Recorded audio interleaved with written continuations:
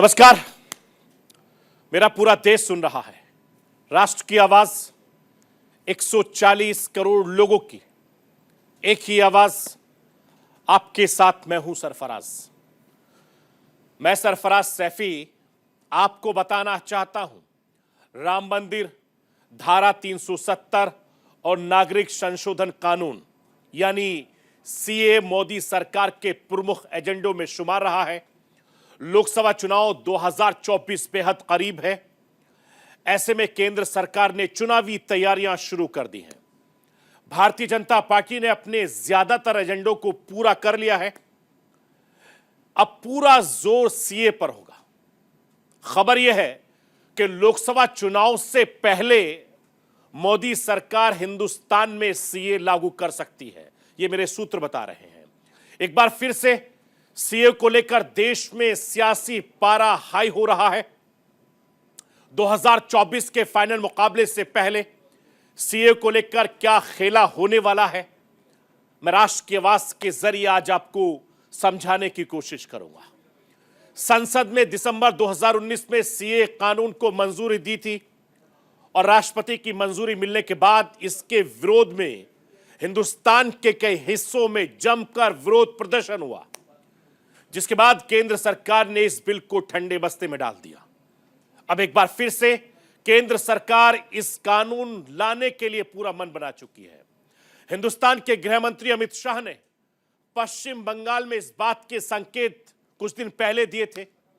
तभी से ये कयास लगाए जा रहे थे कि सीए लोकसभा चुनाव में बड़ा मुद्दा बनने वाला है।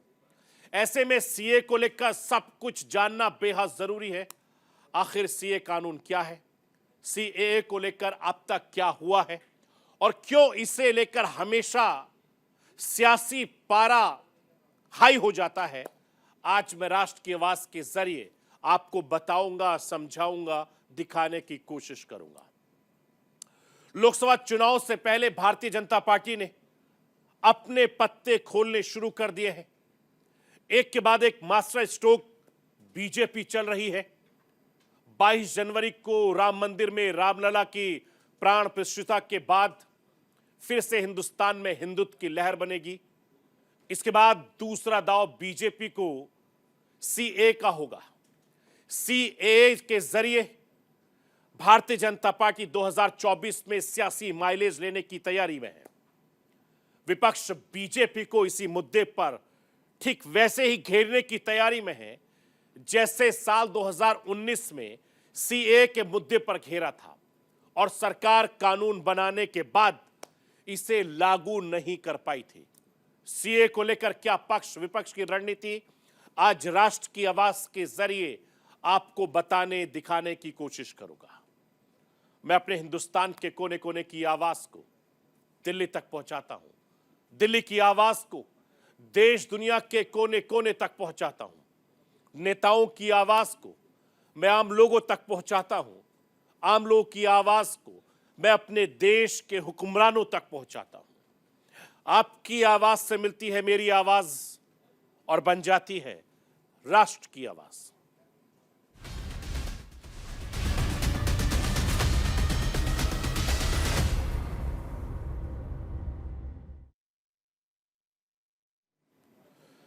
नए साल में केंद्र सरकार एक और बड़े कदम की तरफ तेजी से बढ़ रही है। लोकसभा चुनाव से पहले मोदी सरकार एक और मास्टर स्ट्रोक चलने की तैयारी में है। लोकसभा चुनाव से पहले सरकार संशोधित नागरिकता कानून यानी सीएए लागू करने जा रही है। सीएए से जुड़े नियमों के बारे में सरकार आम चुनाव से पहले नोटिफाई जारी कर देगी, ऐसा हमारे सूत्र दावा कर रहे हैं। इसको लेकर गृह मंत्रालय की तरफ से बड़ा बयान सामने आया है। गृह मंत्रालय का कहना है कि कानून में पहले ही 4 साल से ज्यादा की देरी हो चुकी है और कानून लागू होने के लिए नियम जरूरी है। एक बार फिर नियम जारी होने के बाद कानून लागू किया जा सकता है। मैं राष्ट्र की आवाज के जरिए आपको गृह मंत्रालय का सीए को लेकर क्या बयान आया है वो बताना, दिखाना, समझाना चाहता हूं। जरा समझिए। गृह मंत्रालय के अधिकारी ने कहा है कि हम जल्द ही सीए के नियम जारी करने जा रहे हैं। नियम जारी होने के बाद कानून लागू हो सकता है, किया जा सकता है। योग्य लोगों को भारतीय नागरिकता दी जा सकती है। नियम तैयार है, ऑनलाइन पोर्टल भी तैयार है, पूरी प्रक्रिया ऑनलाइन होगी। आवेदकों को इस साल की घोषणा करनी होगी जब उन्होंने ट्रैवल डॉक्यूमेंट्स के बिना भारत में प्रवेश किया था। आवेदकों में कोई दस्तावेज नहीं मांगा जाएगा। मैं आपको यह बताना चाहता हूं कि 26 जनवरी से पहले ही सीएए कानून लागू किया जा सकता है। संसद में 11 सितंबर 2019 को इस कानून को मंजूरी दी थी। नियम कायदे नहीं बनाने की वजह से यह कानून अभी तक लागू नहीं हो सका। अब सूत्रों के हवाले से यह खबर मिल रही है कि नियम कायदे बनाए जा चुके हैं और वक्त बहुत करीब है जब सीए का नोटिफिकेशन जारी किया जाएगा। 26 जनवरी से पहले सीए कानून लागू हो जाएगा। गृह मंत्री अमित शाह कई बार कह चुके हैं कि सीएए लागू होकर रहेगा। सीए को लेकर जो गलतफहमियां लोगों में फैलाई जा रही है, उससे बचने की सलाह भी कई बार गृह मंत्री अमित शाह लगातार दे चुके हैं। 27 दिसंबर 2023 को भी अमित शाह जब पश्चिम बंगाल के दौरे पर थे तो अमित शाह ने सीए पर बड़ा बयान दिया था। मैं राष्ट्र की आवाज के जरिए अमित शाह को सुनवाना चाहता हूं, वो सीए को लेकर पश्चिम बंगाल में क्या कुछ कह रहे हैं। आप खुद अमित शाह की जुबानी सुनिए।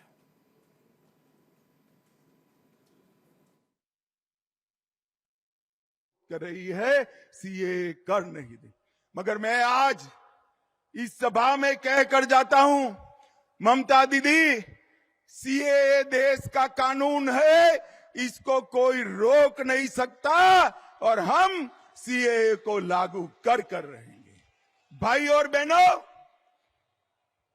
जो वहां से आए हैं वो सभी हिंदू भाइयों बहनों का इस देश पर इतना ही अधिकार है जितना मेरा और आपका अधिकार है।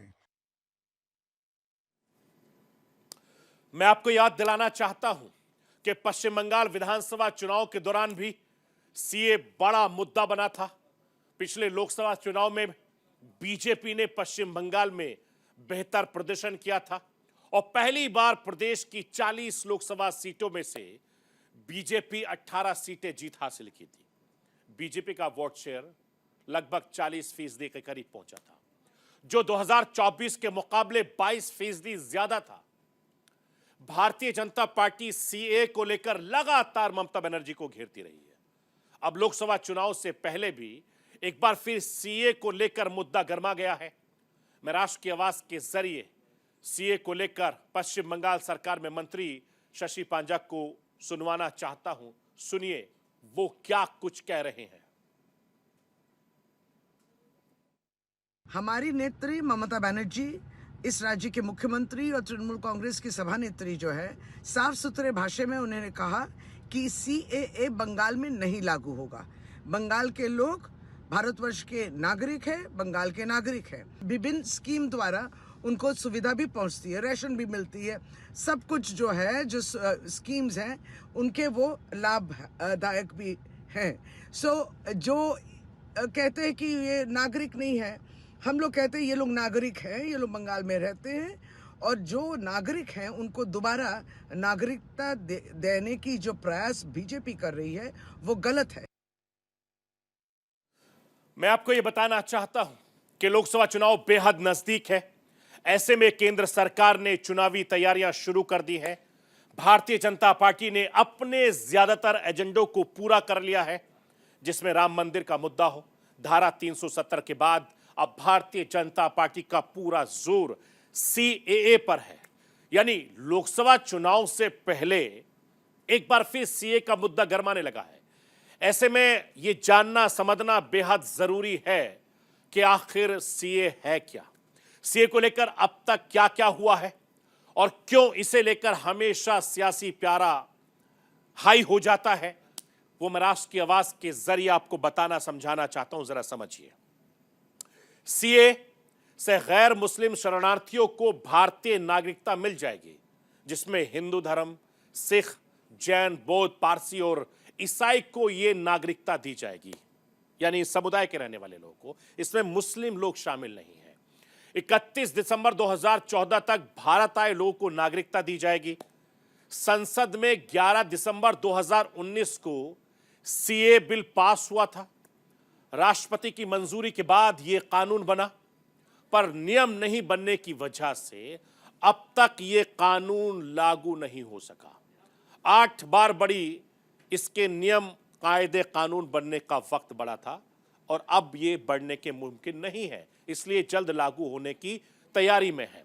मैं आपको ये बताना चाहता हूं कि हिंदुस्तान का विपक्ष और इस्लामिक संगठनों को सीए के इसी बात से ऐतराज है कि मुस्लिमों को इस कानून से क्यों बाहर रखा गया, जबकि सरकार का तर्क है कि मुस्लिम देशों से प्रताड़ित होकर आए अल्पसंख्यकों को जगह दी जाएगी, बहुसंख्यक मुस्लिमों को नहीं। लेकिन विपक्ष लगातार इसी पक्ष को लेकर सवाल उठा रहा है। जरा एक बार फिर से लोकसभा चुनाव से पहले सीए को लेकर सुगबुगाहट शुरू हो गई है, तो विपक्ष फिर से सरकार को घेर रहा है। मैं राष्ट्र की आवाज के जरिए आपको विपक्ष के नेताओं को सुनवाना चाहता हूं, जो सरकार को घेर रहे हैं, सरकार के नियत पर सवाल खड़े कर रहे हैं। आप विपक्ष के नेताओं को सुनिए, वो किस तरीके से केंद्र सरकार और सरकार के नुमाइंदों को घेर रहे हैं। इसमें असदुद्दीन और राशिद अलवी दोनों सामने हैं। देखिए, सीए के ये कानून बनाना चाहते हैं और उसके अंदर बहुत सारे लूप होल्स हैं। सिटीजनशिप तो ये बगैर सीएए के भी दे सकते थे। बहुत सारे पाकिस्तान के लोगों को सिटीजनशिप दी है, भारत सरकार ने दी है, चाहे वो किसी की भी सरकार रही हो। लेकिन ये खास तौर से एक समुदाय को परेशान करने के लिए इस तरीके के कानून ला रहे हैं। पिछले 10 सालों में भारतीय जनता पार्टी सिवाय कंट्रोवर्शियल कानून बनाने के और देश के लिए कोई काम नहीं किया।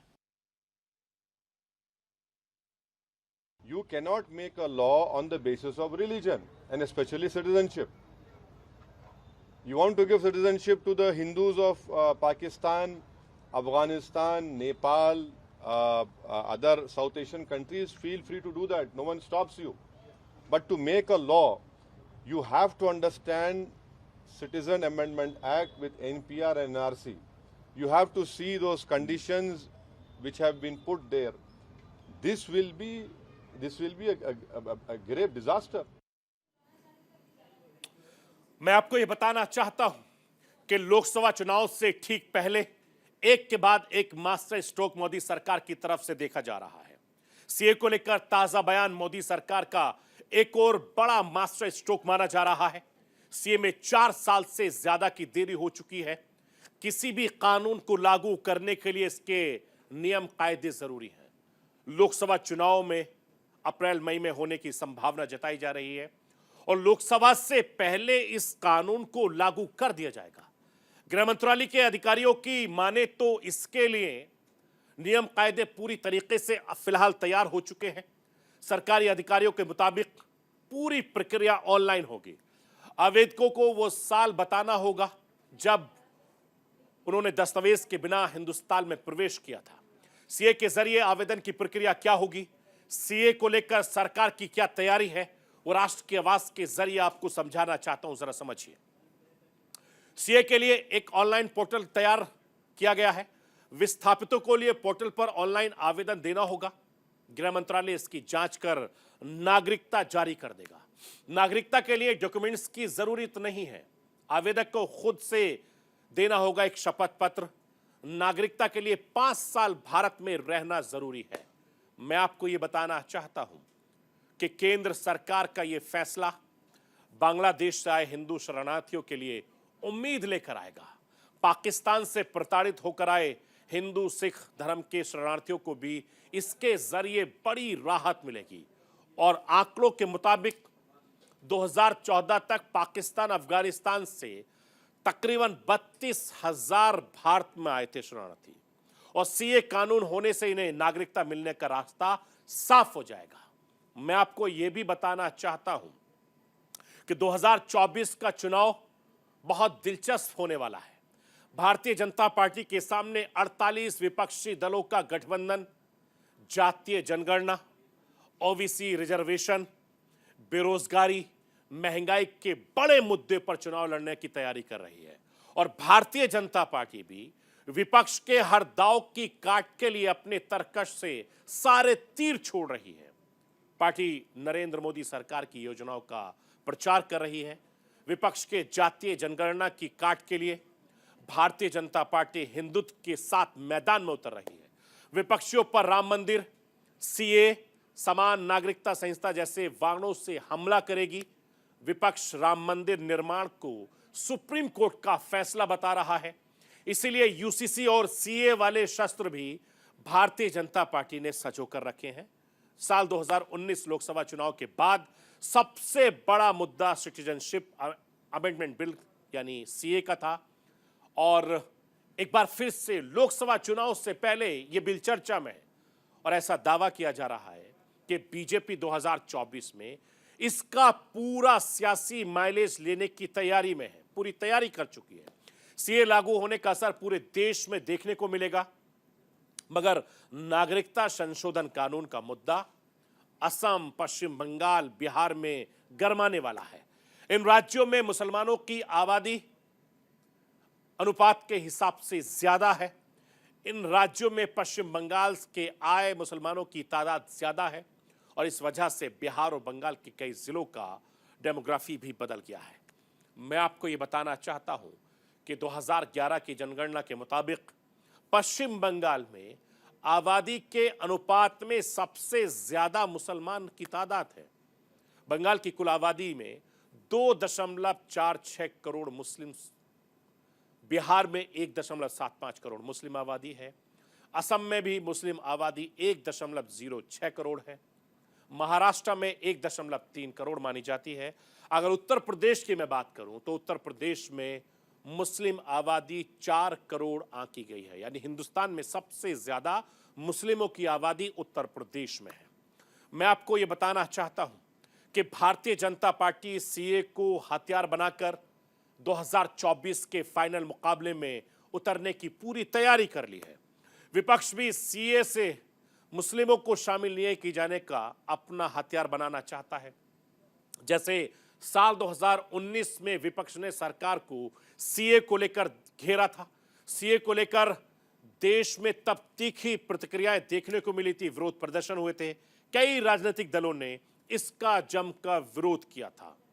असम, पश्चिम बंगाल से लेकर बिहार, दिल्ली, उत्तर प्रदेश में इसके खिलाफ जमकर विरोध प्रदर्शन हुआ।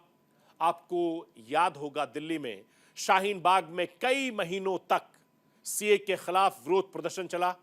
कोर्ट की दखल और कोरोना के बढ़ते खतरे को देखते हुए दिल्ली के शाहीन बाग से धरने पर बैठे लोगों ने विरोध छोड़ा। इस मामले में सुप्रीम कोर्ट में 200 से ज्यादा जनहित याचिकाएं दायर की गई थी। उसके बाद सरकार ने भी सीए को ठंडे बस्ते में डाल दिया। लेकिन लोकसभा चुनाव से ठीक पहले एक बार फिर से सीए का मुद्दा बहुत ज्यादा गरमाया हुआ है।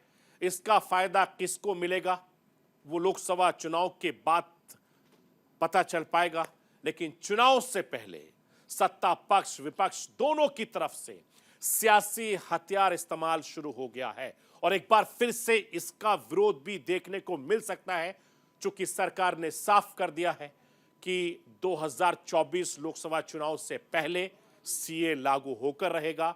सत्ता पक्ष और विपक्ष आने वाले वक्त में इस मुद्दे पर जमकर राजनीति करते नजर आएंगे। तो ये थी राष्ट्र की आवाज। बाकी खबरों के लिए आप बने रहिए न्यूज़ इंडिया के साथ।